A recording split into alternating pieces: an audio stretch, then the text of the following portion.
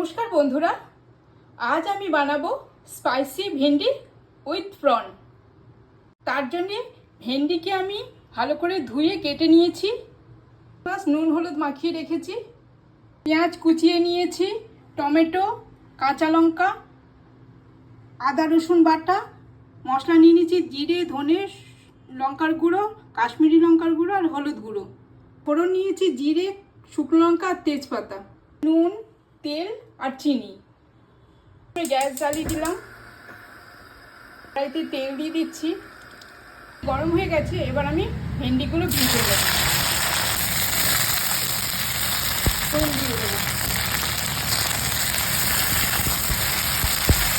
ওটা ভাজা ভাজা হয়ে গেছে, এবার আমি নামিয়ে দেবো। অল্প তেল দিয়ে দেবো, গরম হয়ে গেছে, এবার চিংড়ি মাছগুলো ভেজে নেবো। এটা হয়ে গেছে, আমি উঠিয়ে নিচ্ছি। চিংড়ি মাছ ভাজার পর যে তেলটা রয়েছে তার মধ্যে ফোড়নটা দিয়ে দেবো। দিয়ে দেবো পেঁয়াজ কুচি,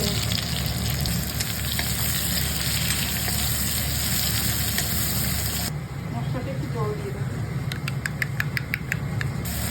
সব ভাজা ভাজা হয়ে গেছে, আদা রসুন বাটাটা ভালো করে মশলাটা দিয়ে দেবো। গুঁড়ে রাখা মশলাটা, কেটে রাখা টমেটো ভালো করে নেড়ে চেড়ে নেব। চিনি ভালো করে মিশিয়ে নেব। মশলা থেকে তেল ছেড়ে আসার পর আমি ভেজে রাখা ভেন্ডিগুলো দিয়ে দিলাম। এবার ভালো করে মশলার সাথে মিশিয়ে নিচ্ছি।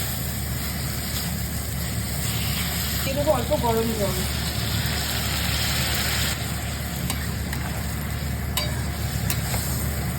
জন্য ঢাকা দিয়ে দেবো। দিয়ে দেবো ভেজে রাখা চিংড়ি মাছগুলো।